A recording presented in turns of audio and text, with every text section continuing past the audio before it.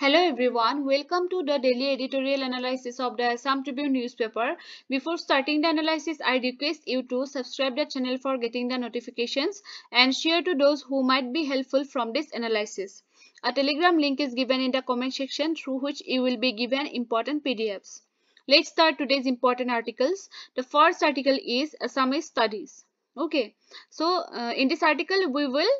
study about Satyanath Bora. So Satyanath Borar বিষয়ে আমি সকলোৱে ক্লাস 9-10ত পঢ়িছিলো হয়নে সো বেলেগ নহলেও সাৰথি বহল ব্যাকৰণ এইবিলাক পুথিৰ বিষয়ে আমি পঢ়িছো আৰু ইয়াতে মই সাৰথিৰ এটা পিকচাৰ লগাই দিছো আপোনালোকক ঠিক আছে সো আজি কি হয় আজি তেখেতৰ 165th বাৰ্থ এনিভাৰ্সাৰী হয় মানে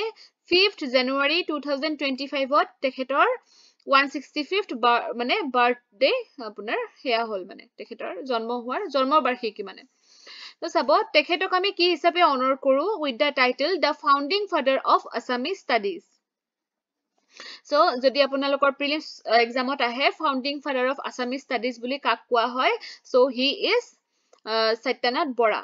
Okay, আৰু তেখেতে কি কৰিছিলে he started the Assamese department of Cotton College in 1913. So এইবিলাক প্ৰিলিমছৰ কাৰণে ইম্পৰ্টেন্ট হ'ব যে কটন কলেজৰ অসমীয়া ডিপাৰ্টমেন্টটো কোনে ষ্টাৰ্ট কৰিছিলে সত্যনাথ বৰা কেতিয়া কৰিছিলে 1913 আৰু তেখেতে প্ৰথম লেকচাৰাৰো আছিলে সেই ডিপাৰ্টমেন্টৰ সেইখন কলেজতে কটন কলেজতে ওকে আৰু তেখেতে কি কৰিছিলে যেতিয়া আমাৰ অসমত বেংগলীৰ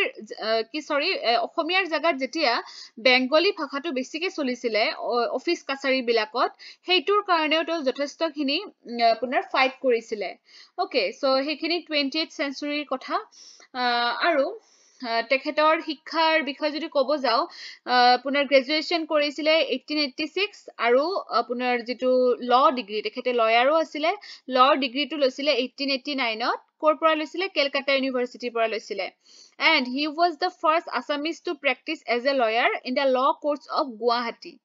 আৰু অকল তেও প্ৰেক্টিসে কৰা নহয় তেখেতে শিকাইছিলেও ল কলেজ অফ আসামত যে only law college of Assam হেইখনত তেখেতে শিকাইছিল নামটো কবচোন আপোনালোকে জানে যদি so it was Satya Ukil তেখেতক আমি সত্য উকিল বুলি জানো who fought with his small team tirelessly to prove to the British judges that Assamese community had a culture and language different from that of Bengal যে মানে এটা আপোনাৰ কেস হৈছিলে যে আপোনাৰ ব্ৰিটিছ জাজ বিলাকক সেইখিনিৰ সময়ৰ যিখিনি বেংগলী উকিল সো তেখেতসকলে নিজৰ কিছুমান মানে তেলিয়া কথা কিছুমান কৈ স্যাটিসফাইড কৰি ৰাখিছিলে আৰু অসমীয়া মানুহখিনিয়ে সেই মানে প্ৰাধান্যটো কম পাইছিলে সেই কাৰণে কি কৰিছিলে মানে এনেকুৱা এটা ঘটনা হৈছিলে সেই ঘটনাটো এডিটৰিয়েল পেজত আছে আপোনালোকে পঢ়ি লব সো সেই ঘটনাটোৰ পৰা মানে সেই সত্য উকিলে মানে সত্যনাথ বৰাদেৱে প্ৰুফ কৰিব পাৰিছিল যে আমাৰ অসমীয়া বিলাক আসলতে বেংগলীতকে বেছি মানে হেয়া হয় বেছি ডিস্টিংক্ট হয় মানে তেখেতসকলৰ আমাৰ অসমীয়া বিলাকৰ চিন্তা কৰা হেৰিটো বেছি উচ্চ খাপৰ হয় ঠিক আছে সো এনেকুৱা ধৰণৰ so his prolific writing ability manifested in publication of several books আৰু তেখেতক আমি মেইনলি কি হিচাপে জানো আমি লয়াৰ হিচাপে নহয় আমি তেখেতক এজন সাহিত্যিক হিচাপে জানো গতিকে যদি মেইনছ কোৱেশ্চন বা প্ৰিলিমছ কোৱেশ্চন আহে বিশেষকৈ এনেকুৱা ক্ষেত্ৰতে আহিব কিন্তু সাহিত্যৰ বিষয়কে আহিব সো কিতাপ কিখনৰ নাম মনত ৰাখিব আকাশ ৰহস্য কেন্দ্ৰ সভা চিন্তাকলি সাৰথি বহল ব্যাকৰণ এণ্ড গীতাৱলী ঠিক আছে এইকিখন বুকৰ নাম মনত ৰাখিব বহল ব্যাকৰণ সাৰথিৰ নাম আমি সৰুতে পঢ়িছো যিসকলৰ অসমীয়া মিল সাবজেক্টটো আছিলে 9-10ত নিশ্চয় পঢ়িছে ওকে আৰু তেখেতৰ যিবিলাক চিন্তাধাৰা তেখেতৰ ৰাইটিঙত যিবিলাক চিন্তাধাৰা প্ৰকাশ পাইছিলে হেইটো কাৰ লগত মানে মিল পোৱা যায় ইংলিছ ৰাইটাৰ ফ্ৰান্সিছ বেকনৰ লগত আৰু ইয়াতে এটা কোৱেশ্চন মই ইনক্লুড কৰিছো write a short note on the contributions of Satyanath Bora towards Assamese literature so ইয়াতে আপোনালোকে ইয়াতে মই এটা হেয়া দিছো লিংক দিছো সো লিংকটোৰ পৰাও কৰিব পাৰে উইকিপিডিয়াৰ পৰা অথবা আমাৰ আসাম ইয়াৰ বুক আছে বা হেনেকুৱা সোৰ্স যি আছে আপোনালোকৰ ওচৰত তাৰ পৰা আপোনালোকে এটা সমুটকা এটা শৰ্ট নোট এটা লিখিব ট্ৰাই কৰিব Come to the next article which is about railway expansion যেটো নেকি আমাৰ নৰ্থ ইষ্টৰ কাৰণে আপোনাৰ ৰেলৱে প্ৰজেক্টছৰ হে কৰি আছে মানে ফান্ডিং কৰি আছে ওকে যাতে আমাৰ কি হয় কানেক্টিভিটিটো ভাল হয় তথাপিতো আমাৰ কিছুমান চেলেঞ্জেছ হৈ আছে এইটো সেক্টৰত কেনেকুৱা ধৰণৰ lack of professionalism and efficiency okay যে ঠিক আছে ফান্ডিং কৰিছে ঠিকে আছে কিন্তু যদি প্ৰফেশনেল মানুহ নাথাকে এফিচিয়েন্টলি কাম নকৰে তেতিয়াহ'লে সেই প্ৰজেক্টবিলাক ঠিকমতে আগবাঢ়ি যাব নোৱাৰে slow' progress of railway projects সেইকাৰণে লেহেমীয়া গতিতহে সেই প্ৰজেক্টবিলাক আগবাঢ়ি থাকে তাৰপিছত ইনএফিচিয়েণ্ট ইমপ্লিমেণ্টেশ্যন যে ইমপ্লিমেণ্টেশ্যনবিলাক ঠিকমতে নহয় এফিচিয়েঞ্চি নাই neglect and marginalisation north east geographical isolation so' এইটো সকলোৱে জানে যে আমাৰ নৰ্থ ইষ্টখন কি হয় আমাৰ যিটো মেইনলেণ্ড হয় ইণ্ডিয়াৰ তাৰ পৰা অকণমান মিছ ছেপাৰেশ্যনত থকা যেন হয় অনলি থ্ৰু মানে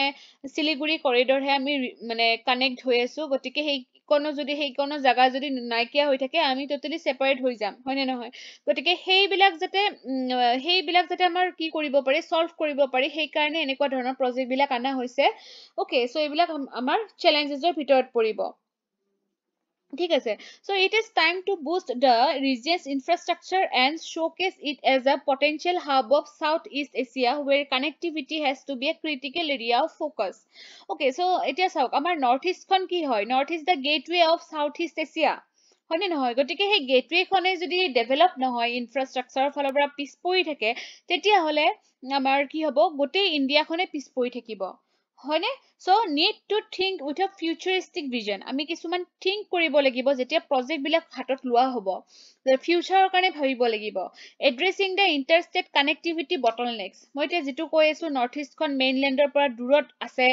আইসোলেশনত আছে so এনেকুৱা বস্তুবিলাকক আমি এড্ৰেছ কৰিব লাগিব facilitate global connectivity for the northeast by linking it with its southeast asian neighbors যিবিলাক আমাৰ southeast asian neighbors আছে তেওঁলোকৰ লগত আমাৰ global connectivity টো বঢ়াই লৈ যাব লাগিব act is policy সকলোৱে জানে look is policy টো এতিয়া কি বুলি কয়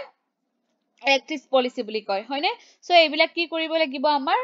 যে টাইম বাউণ্ড মেনাৰত মানে কমপ্লিশন কৰিব লাগিব এই পলিচি বিলাক electrification of railway tracks is another imperative to facilitate seamless rail connectivity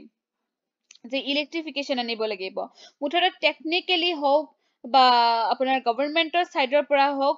মুঠতে বস্তুটো কি হৈছে এতিয়া পাব্লিক প্ৰাইভেট পাৰ্টিচিপেশ্যন হৈছে সো দ্যাট বস্তুটো কি হয় আমাৰ ঠিকমতে আগুৱাই যায় ঠিকমতে ইমপ্লিমেণ্ট কৰিব পাৰি ওকে সো এনেকুৱা ধৰণৰ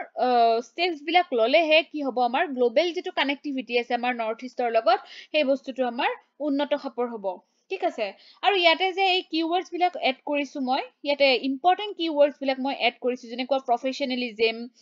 স্লো প্ৰগ্ৰেছ ইনএভিটেবিলিটি আপোনাৰ ইনএফিচিয়েন্ট ইমপ্লিমেন্টেশ্যন এনেকুৱা ধৰণৰ যিবিলাক আমাৰ কিৱৰ্ডছ আছে you should remember the keywords okay যেতিয়া আপোনালোকে এটা সেন্টেন্স ফ্ৰেম কৰিব যাব আনসাৰ ৰাইটিঙত তেতিয়াহ'লে যদি কিৱৰ্ডছ নাথাকে তেতিয়াহ'লে আপোনাৰ বস্তুটো জেনাৰেলিস্টিক হৈ যাব আনসাৰ সবে লিখিব পাৰে হয়নে কিন্তু আপোনাৰ আনসাৰটোত যদি ওয়াৰ্ডছ বিলাক অলপ ষ্ট্ৰং হয় অকমান ডিস্টিংক্ট হয় তেতিয়াহ'লে আপোনাৰ মাৰ্কস ক্যাৰি কৰা হেতু বেছি সহজ হৈ পৰে সেইকাৰণে এনেকুৱা ধৰণৰ ওয়াৰ্ডছ বিলাক আপোনালোকে সেইকাৰণে আমি এডিটৰিয়েল পঢ়িব লাগে এডিটৰিয়েলত লিখা মানুহবিলাক কি হয় আপোনাৰ এক্সপাৰ্ট হয় আৰু তেখেতসকলৰ ওয়াৰ্ডছ বিলাক আমি ফলো কৰিব লাগে so that we can apply them in our answers okay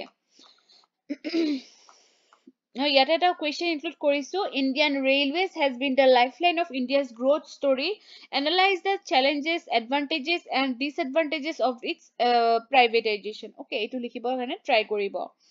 আৰু আজি এটা আৰ্টিকেলত আহিছিলে আপোনাৰ এইটো পলিটিক্যাল নিউজৰ কথা বেছি ধৰণৰ আছে আপোনাৰ পলিটিচিয়ানছ বিলাকৰ বিষয়ে গতিকে এই আৰ্টিকেলটোৰ পৰা যিখিনি ইম্পৰ্টেন্ট টপিক আছে মানে যিখিনি আপোনাৰ ফ্ৰম এক্সাম পাৰ্সপেক্টিভ ইম্পৰ্টেন্ট হ'ব পাৰে সেইখিনি মই এজ এ টপিক লিখি দিছো আপোনালোকে ট্ৰাই কৰিব শৰ্ট নোট লিখিবৰ কাৰণে যিসকলে লিখিছে তেখেতসকলৰটো আছেই আৰু যিসকলে নাই লিখা তেখেতসকলে ট্ৰাই কৰিব যদি নোৱাৰে মোক জনাব আই উইল